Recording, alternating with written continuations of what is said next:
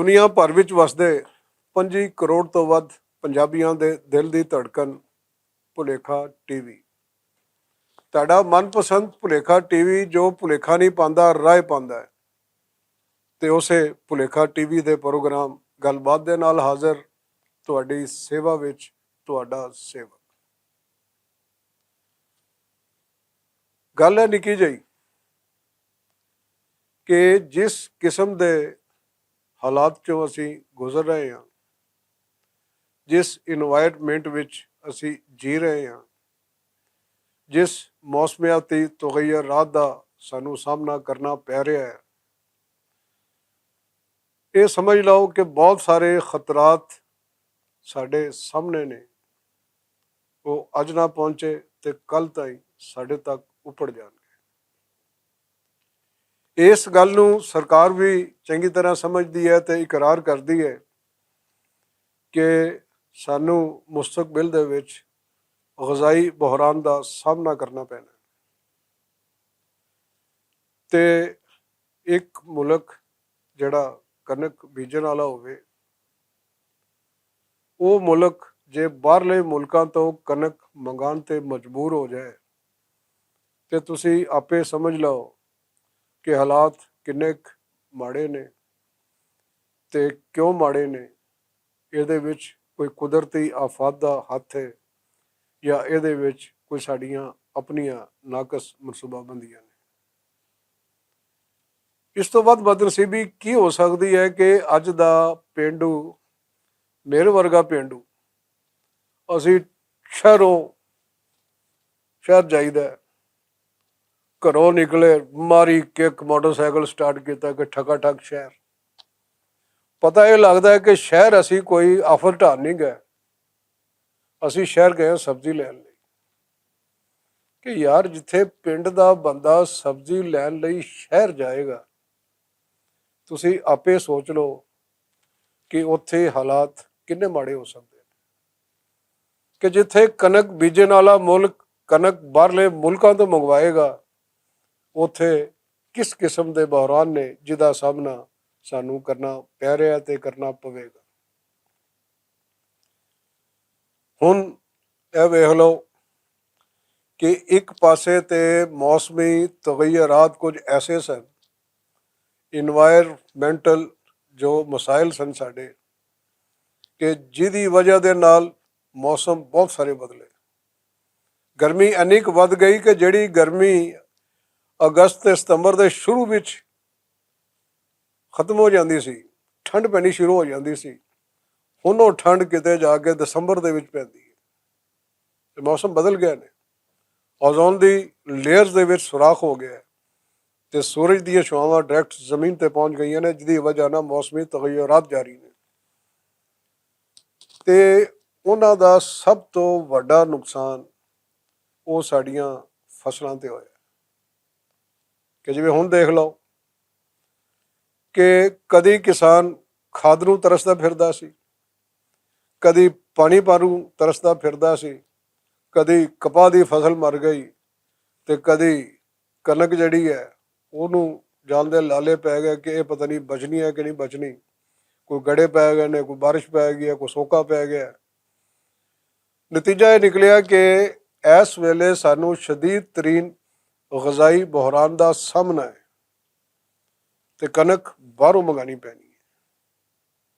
ਸਰਕਾਰ ਤੇ ਕਹਿੰਦੀ ਹੈ ਕਿ ਕੋਈ ਗੈਰ ਮੁਲਕੀ ਐਸੇ ਐਨਾਲਿਸਟ ਜਿਹੜੇ ਨੇ ਉਹ ਚੁਣ ਲਵੋ ਜਿਹੜੇ ਕਿ ਕਣਕ ਦੀ ਮੁਕਦਾਰ ਤੇ ਮਿਆਰ ਨੂੰ ਜਾਇਜ਼ਾ ਲੈ ਸਕਣ, ਉਹਨੂੰ ਸਰਟੀਫਾਈਡ ਕਰ ਸਕਣ ਕਿ ਵਾਕਈ ਇਹ ਮਿਆਰੀ ਕਣਕ ਹੈ, ਤਾਂ ਕਿ ਕੱਲ੍ਹ ਨੂੰ ਕੋਈ ਉਲਾਮਾ ਨਹੀਂ ਮਿਲੇ।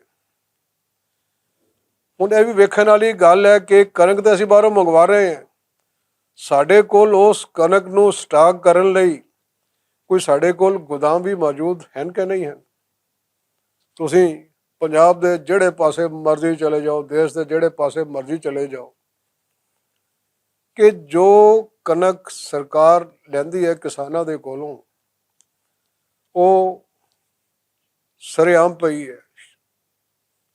ਕੀ ਕਹਿਣਾ ਚਾਹੀਦਾ ਕਿ ਧੁੱਪੇ ਪਈ ਹੈ, ਉੱਤੇ ਤਰਪਾਲ ਦਿੱਤੀ ਹੈ, ਭਾਵੇਂ ਮੀਂਹ ਪੈ ਰਿਹਾ, ਗੜੇ ਪੈ ਰਹੇ ਨੇ, ਧੁੱਪ ਪੈ ਰਹੀ ਹੈ, ਕਣਕ ਉੱਥੇ ਪਈ ਹੈ। ਸਾਡੇ ਕੋਲ ਉਹਨਾਂ ਕਣਕ ਨੂੰ ਮਹਿਫੂਜ਼ ਰੱਖਣ ਲਈ ਕੋਈ ਐਸੇ ਗੋਦਾਮ ਵੀ ਕੋਈ ਨਹੀਂ ਕਿ ਅਸੀਂ ਉਸ ਕਣਕ ਨੂੰ ਮੌਸਮੀ ਅਸਰਾਤ ਤੋਂ ਬਚਾ ਸਕੀਏ। ਤੇ ਕੱਲ੍ਹ ਨੂੰ ਜਦੋਂ ਕਣਕ ਖੁਰਦ ਬੁਰਦ ਹੁੰਦੀ ਹੈ, ਫਿਰ ਸਾਡੇ ਕੋਲ ਇੱਕੋ ਹੀ ਜਵਾਬ ਰਹਿ ਜਾਂਦਾ ਹੈ ਕਿ ਮਾਈ ਬਾਪ ਜਾਂ ਚੂਹੇ ਖਾ ਗਏ ਜਾਂ ਕਣਕ ਪਈ ਪਈ ਮੌਸਮੀ ਅਸਰਾਤ ਦੀ ਵਜ੍ਹਾ ਨਾਲ ਗਲ ਗਈ। ਪਹਿਲੇ ਤਾਂ ਰਫੜ ਪਿਆ, ਬਾਰਿਸ਼ਾਂ ਨਹੀਂ ਹੋਈਆਂ, ਸੋਕਾ ਪੈ ਗਿਆ, ਫਸਲਾਂ ਲਈ ਪਾਣੀ ਦੀ ਸ਼ਾਰਟੇਜ ਰਹੀ।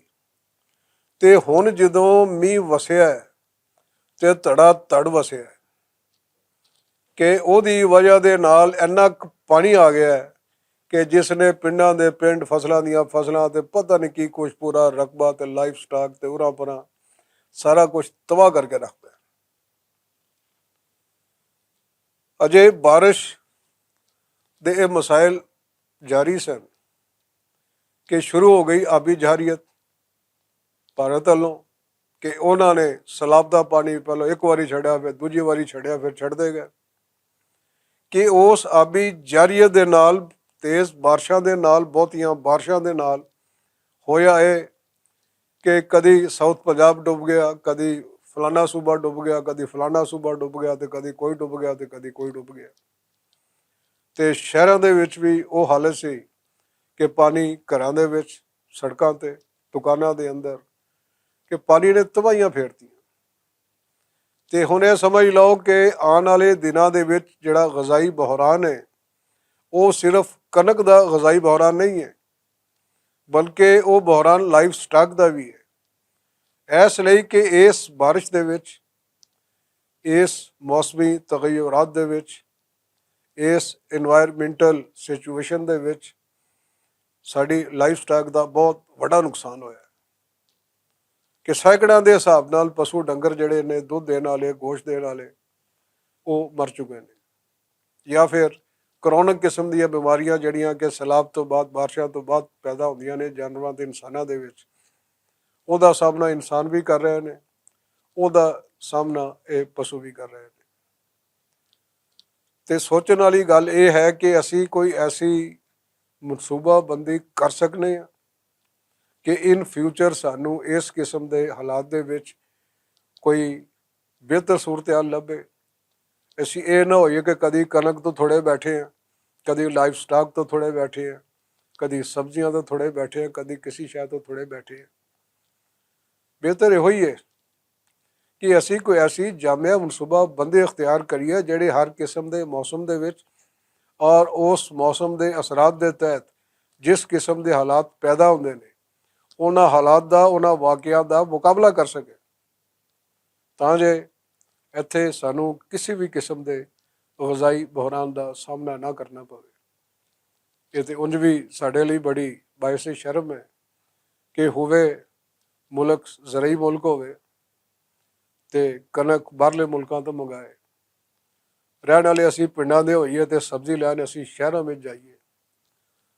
ਤੇ ਜਿਸ ਕਿਸਮ ਦੇ ਹਾਲਾਤ ਦੇ ਵਿੱਚ, ਬਾਰਿਸ਼ਾਂ ਦੇ ਵਿੱਚ, ਆਬੀ ਜਾਰੀਅਤ ਦੇ ਵਿੱਚ, ਮੌਸਮੀ ਤਗਯੁਰਾਤ ਦੇ ਵਿੱਚ ਜੋ ਨੁਕਸਾਨ ਸਾਡੇ ਲਾਈਫ ਸਟਾਕ ਦਾ ਹੋਇਆ ਹੈ, ਸਾਡੇ ਇਸ ਮੁਲਕ ਦੇ ਵਿੱਚ ਦੁੱਧ ਦੀ ਵੀ ਕਮੀ ਹੋ ਗਈ ਹੈ ਤੇ ਗੋਸ਼ਤ ਵਾਲੇ ਜਾਨਵਰਾਂ ਦੀ ਵੀ ਕਮੀ ਹੋ ਗਈ ਹੈ। ਤੇ ਸਾਨੂੰ ਬੜਾ ਸੋਚ ਸਮਝ ਕੇ ਤੁਰਨਾ ਪਏਗਾ, ਐਸੀਆਂ ਪਾਲਿਸੀਆਂ ਬਣਾਉਣੀਆਂ ਪੈਣਗੀਆਂ ਕਿ ਜਿਹਦੇ ਤਹਿਤ ਅਸੀਂ ਇਨ ਫਿਊਚਰ ਕਿਸੇ ਕਿਸਮ ਦੇ ਵੀ ਗਜ਼ਾਈ ਬੁਹਰਾਨ ਦਾ ਸ਼ਿਕਾਰ ਨਾ ਹੋਈਏ ਤੇ ਆਪਣੇ ਆਪ ਨੂੰ ਬਚਾ ਸਕੀਏ। ਲੇਕਿਨ ਹੋ ਕੀ ਰਿਹਾ? ਕੁਝ ਵੀ ਨਹੀਂ ਹੋ ਰਿਹਾ। ਅਖਬਾਰ ਚੁੱਕ ਲਓ, TV ਖੋਲ ਲਓ, ਰੇਡੀਓ ਖੋਲ ਲਓ, ਨਿਰੀਆਂ ਕਾਰਵਾਈਆਂ, ਅਸੀਂ ਇਹ ਕਰਤਾ, ਅਸੀਂ ਉਹ ਕਰਤਾ, ਅਸੀਂ ਫਲਾਹ ਕਰਤਾ, ਅਸੀਂ ਢਮਕਾਂ ਕਰਤਾ। ਤੇ ਪਾਣੀ ਵਿੱਚ ਘਿਰੇ ਹੋਏ ਲੋਕ, ਸੈਲਾਬ ਦੇ ਪਾਣੀ ਵਿੱਚ ਘਿਰੇ ਹੋਏ ਲੋਕ, ਬਾਰਿਸ਼ਾਂ ਦੇ ਵਿੱਚ ਘਿਰੇ ਹੋਏ ਲੋਕ, ਉਹ ਲੋਕ ਜਿਨ੍ਹਾਂ ਦੀਆਂ ਫਸਲਾਂ ਰੁੜ ਗਈਆਂ ਨੇ, ਜਿਨ੍ਹਾਂ ਦੇ ਮਕਾਨ ਢਹਿ ਗਏ ਨੇ, ਜਿਨ੍ਹਾਂ ਦੇ ਪਸ਼ੂ ਰੁੜ ਗਏ ਨੇ, ਜਿਨ੍ਹਾਂ ਦਾ ਸਾਰਾ ਸਮਾਨ ਜਿਹੜਾ ਉਸ ਪਾਣੀ ਦੇ ਵਿੱਚ ਵਗ ਗਿਆ ਹੈ, ਤਹੀ ਦਸਤ ਨੇ, ਉਹਨਾਂ ਨੂੰ ਤੇ ਖੈਮੇ ਵੀ ਨਹੀਂ ਲੱਭ ਰਹੇ। ਆਟਾ ਕਿੱਥੋਂ ਲੱਭਣਾ ਸੀ? ਉਹਨਾਂ ਤੋਂ ਖਾਣ ਲਈ ਕੋਈ ਸ਼ੈ ਨਹੀਂ ਲੱਭ ਰਹੀ, ਢਿੱਡ ਕਿਵੇਂ ਭਰਨਾ ਸੀ? ਤੇ ਇਹਨਾਂ ਸਾਰੇ ਹਾਲਾਤ ਦੇ ਵਿੱਚ ਇੱਕ ਗੱਲ ਬੜੀ ਹੈਰਤ ਦੀ ਹੈ, ਮੇਰੀ ਸਮਝ ਤੋਂ ਬਾਹਰ ਹੈ, ਕਿ ਜਦੋਂ ਵੀ ਇਸ ਕਿਸਮ ਦੇ ਹਾਲਾਤ ਪੈਦਾ ਹੁੰਦੇ ਨੇ ਤੇ ਸਿਰਫ ਫੌਜੀ ਭਾਈ ਆ ਕੇ ਹੀ ਲੋਕਾਂ ਨੂੰ ਮਹਿਫੂਜ਼ ਥਾਵਾਂ ਤੇ ਪਹੁੰਚਾਉਂਦੇ ਨੇ, ਉਹਨਾਂ ਵਿੱਚ ਰਾਸ਼ਨ ਤਕਸੀਮ ਕਰਦੇ ਨੇ, ਆਪਣੀਆਂ ਤਨਖਾਹਾਂ ਦੇ ਵਿੱਚੋਂ ਦਿਹਾੜੀ ਡੰਗ ਦੀ ਇੱਕ ਅੱਧੇ ਦਿਨ ਦੀ ਤਨਖਾਹਾਂ ਕਟਾ ਕੇ ਉਹ ਫਲੱਡ ਰਿਲੀਫ ਦੇ ਜਿਹੜੇ ਅਦਾਰੇ ਨੇ ਉਹਨਾਂ ਨੂੰ ਦਿੰਦੇ ਨੇ। ਮੈਨੂੰ ਇਹ ਦੱਸੋ ਕਿ ਫਿਰ ਇਹ ਸਿਵਲ ਇੰਤਜ਼ਾਮੀਆ ਜਿਹੜੀ ਹੈ ਇਹ ਕੀ ਕਰ ਰਹੀ ਹੈ ਕਿ ਜਦੋਂ ਸੈਲਾਬ ਆਉਂਦਾ ਹੈ, ਜਦੋਂ ਬਾਰਿਸ਼ਾਂ ਆਉਂਦੀਆਂ ਨੇ, ਜਦੋਂ ਜ਼ਲਜ਼ਲੇ ਆਉਂਦੇ ਨੇ, ਜਾਂ ਜਦੋਂ ਕੋਈ ਹੋਰ ਕੁਦਰਤੀ ਆਫਤ ਆਉਂਦੀ ਹੈ, ਸਾਡੀ ਸਿਵਲ ਇੰਤਜ਼ਾਮੀਆ ਕਿਉਂ ਨਾਕਾਮ ਹੋ ਜਾਂਦੀ ਹੈ? ਇਸ ਲਈ ਕਿ ਉਹਨਾਂ ਕੋਲ ਕੋਈ ਐਸੀ ਮਨਸੂਬਾਬੰਦੀ ਹੁੰਦੀ ਕੋਈ ਨਹੀਂ ਕਿ ਉਹ ਇਸ ਕਿਸਮ ਦੇ ਹਾਲਾਤ ਤੋਂ ਬਚਣ ਲਈ ਉਹ ਕੀ ਕਰਨਗੇ।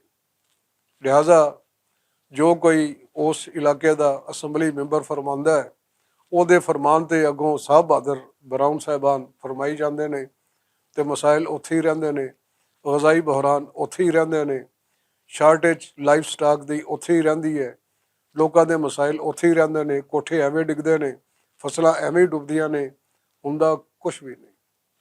ਜ਼ੁਬਾਨੀ ਕਲਾਮੀ ਕਾਰਵਾਈਆਂ ਪੈਂਦੀਆਂ ਨੇ, ਉਸ ਤੋਂ ਬਾਅਦ ਜਦੋਂ ਹਾਲਾਤ ਗੁਜ਼ਰ ਜਾਂਦੇ ਨੇ ਤੇ ਲੋਕਾਂ ਦਾ ਹਾਫਜ਼ਾ ਇੰਨਾ ਕਮਜ਼ੋਰ ਹੈ ਕਿ ਲੋਕੀ ਆਪੇ ਭੁੱਲ ਜਾਂਦੇ ਨੇ ਕਿ ਅਸੀਂ ਕਿਹੜੀ ਅਜ਼ੀਅਤ ਚੋਂ, ਕਿਹੜੇ ਦੁੱਖ ਚੋਂ ਲੰਘ ਕੇ ਇਸ ਦੂਜੇ ਕੰਢੇ ਤੇ ਪਹੁੰਚੇ।